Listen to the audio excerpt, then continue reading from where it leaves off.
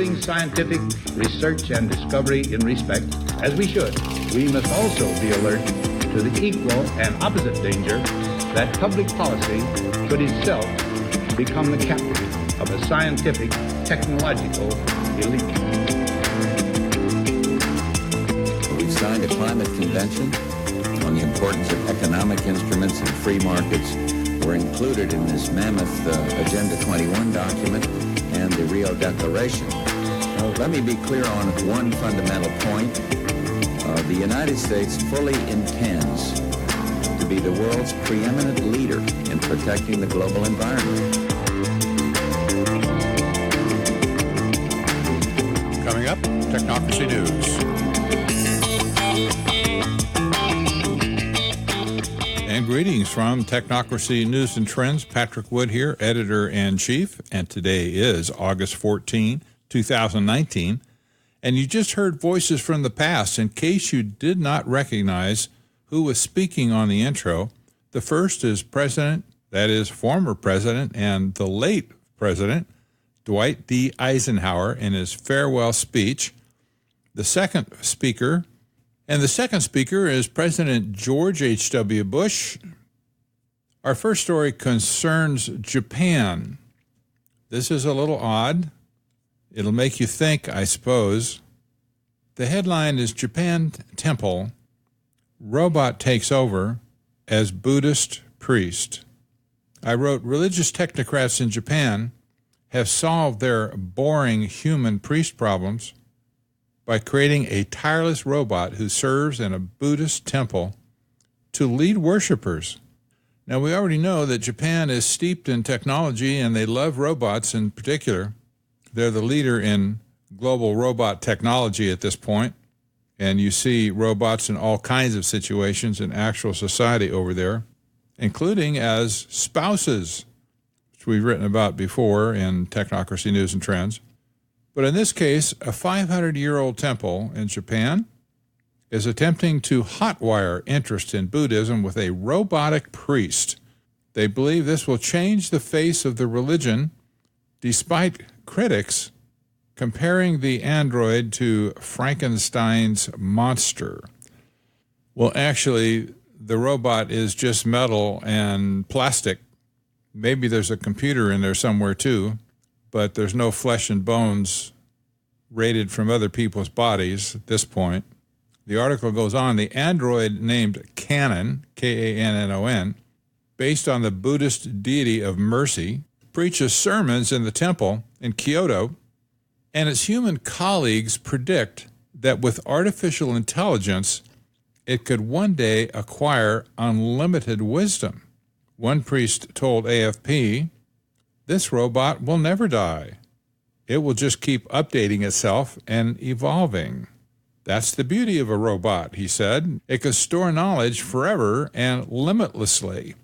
With AI, we hope it will grow in wisdom to help people overcome even the most difficult troubles. It's changing Buddhism, added the priest. The adult-sized robot began service earlier this year and is able to move its torso, arms, and head, but only its hands, face, and shoulders are covered with silicon to replace human skin. Clasping its hands together in prayer and speaking in soothing tones, the rest of the droid's mechanical parts are clearly visible. Wiring and blinking lights fill the cranial cavity of its open-top head and snake around its gender-neutral aluminum body.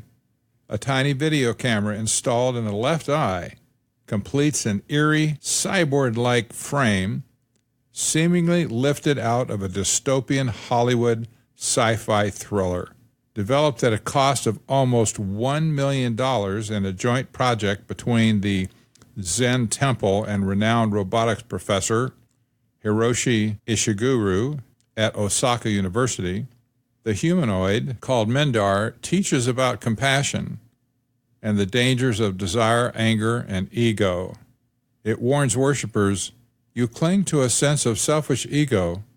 Worldly desires are nothing other than a mind lost at sea. Well, I guess at least in that temple, one thing that will be lost on Buddhism will be the human touch. Of course, the robot cannot evolve by itself. I don't know if they think it can, but it can't. And artificial intelligence is just that, artificial. Nothing human about it. Our next story points to Facebook again. Facebook has been busted yet one more time after Mark Zuckerberg testified before Congress that no, they don't listen to any audio communications that his users might give to Facebook. Well, that was apparently not true. Now Facebook has been busted for audio chats that are being transcribed by paid contractors, not even by Facebook employees, but outside contractors.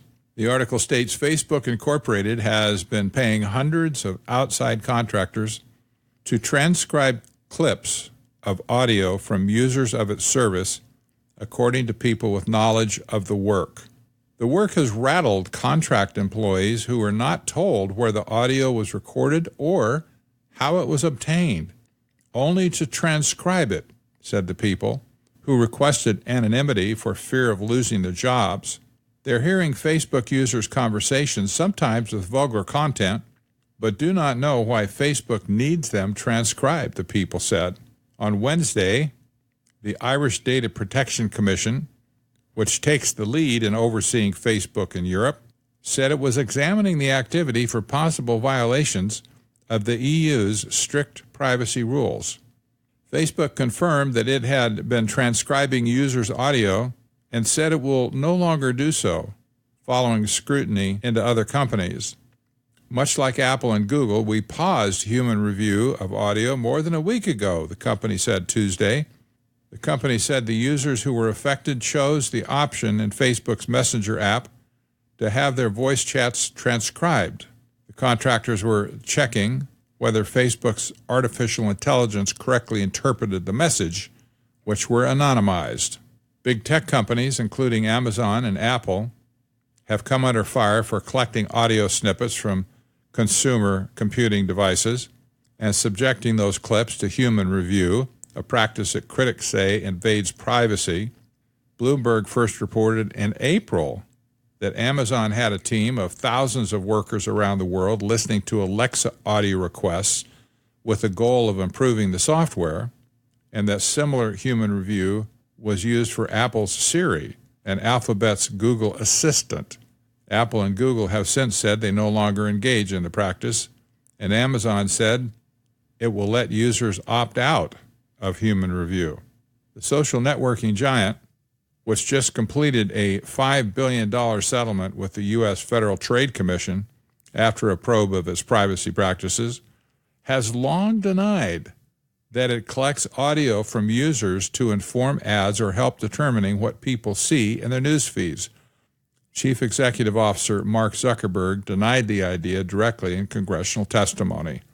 He said, "You're talking about this conspiracy theory that gets passed around that we listen to what's going on in your microphone and use that for ads. We don't do that." Well, actually, we already know that Facebook does that. It's been proven many, many times over. This is a slightly different issue with the transcribing of audio chats.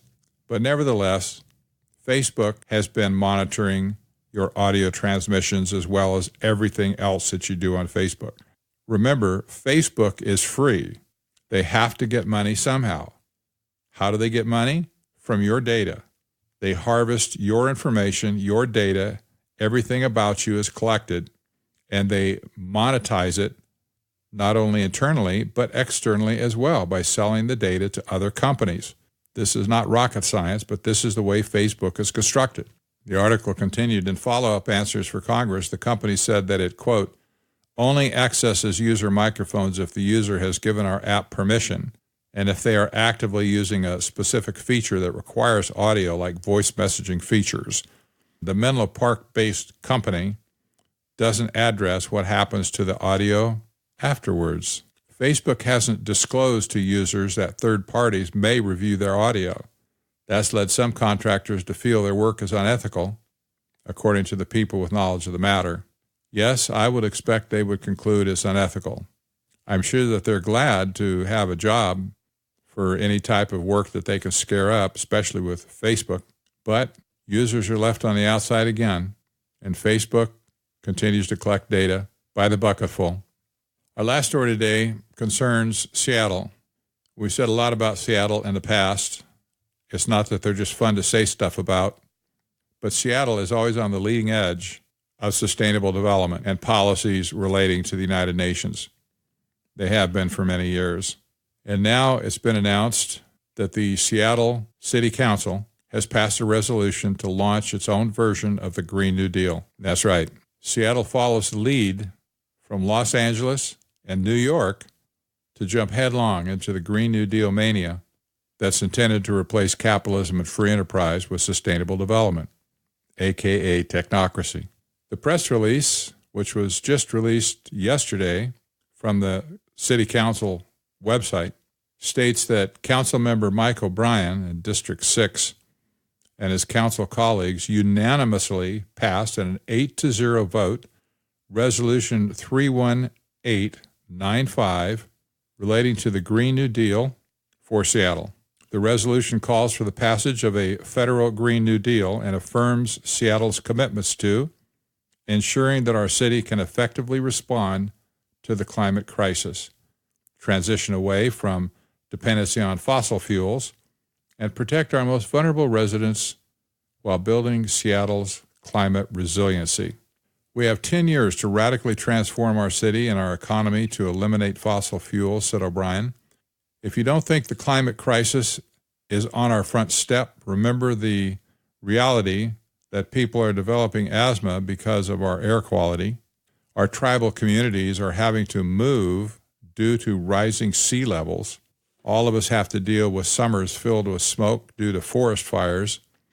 The Green New Deal resolution alone won't solve the crisis, but I believe it is possible for Seattle to lead in solving the climate crisis by eliminating fossil fuel in our city over the next decade and creating a clean economy. O'Brien reiterated the dire need to take bold action during the August 5th council briefing and reminded his colleagues of the grave consequences of inaction during a news conference on August 6th. A lady by the name of Nancy Huizar, who is a climate justice organizer for Got Green, that's an organization apparently that is all hot and bothered over Green New Deal. She says we cannot continue to fight climate change with soft action. We have to be bold. Through canvassing efforts by Got Green, we heard our community's demands for fair green jobs, transit, healthcare and childcare, healthy food, and renewable energy. This resolution establishes these goals and ensures our community's needs are met. The Sierra Club jumps into the discussion, and the Sierra Club defines the Green New Deal like this, quote, vast public resources to help us transition from an economy built on exploitation and fossil fuels to one driven by dignified work and clean energy. The Sierra Club, of course, has long been an advocate of all things green and sustainable.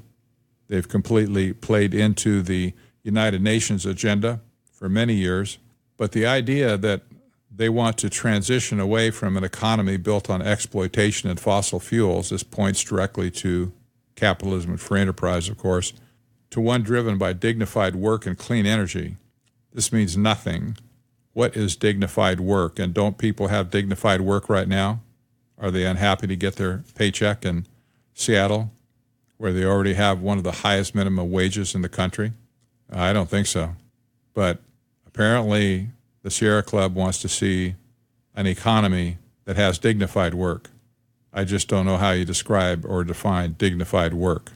A member of the Standing Rock Sioux tribe said, quote, Seattle is positioned to be a national leader in addressing climate change by setting the goal of being climate pollution free by 2030. Seattle is also setting a strong example by ensuring in its legislation its intent to work with local and regional indigenous tribes on assessing the impacts of climate change and centering Native voices when addressing those topics. Selected highlights of the resolution include making Seattle climate pollution free by 2030, prioritizing public investments in neighborhoods that have historically been underinvested in and disproportionately burdened by environmental hazards and other injustices, exploring the creation of free, prior, and informed consent policies with federally recognized tribal nations, and creating a fund and establish dedicated revenue sources for achieving the Green New Deal that will be used to make investment in communities along with associated accountability body. So Seattle is off to the races with the Green New Deal. I suppose it may see itself in a competition now with New York and with Los Angeles, who have both gone before to do the same thing. But little do they understand that they're killing the goose that laid the golden egg. All of these cities that are going Green New Deal were created in the first place by Capitalism and Free Enterprise. They would not exist without the economic system that has built our nation to be the greatest country on earth, economically speaking. But that's not enough for the green persuasion. They say, no, it's exploitation, it's unjust, and it just doesn't have a place in our world anymore. So get rid of all of the evil sources of energy that come out of the ground in plentiful quantities, and let's put up windmills and solar farms instead so that we can have clean energy. Maybe clean energy leads to dignified jobs. Well, in the end of this, because of all the malinvestment that's being created by the Green New Deal, many of these people will end up with no job at all. So we'll say goodbye to Seattle, let them have their peace with New York City, with Los Angeles, and with Los Angeles County as well. There will be more cities, you can bet, that pledge to the Green New Deal. And by the way, there has been no national resolution whatsoever. In fact, people in Washington have shot down the Green New Deal almost completely. So these cities that are taking these steps are really going against national policy and simply declaring that they know better for their cities. Well, I'm Patrick Wood for Technocracy News and Trends. We'll see you next time.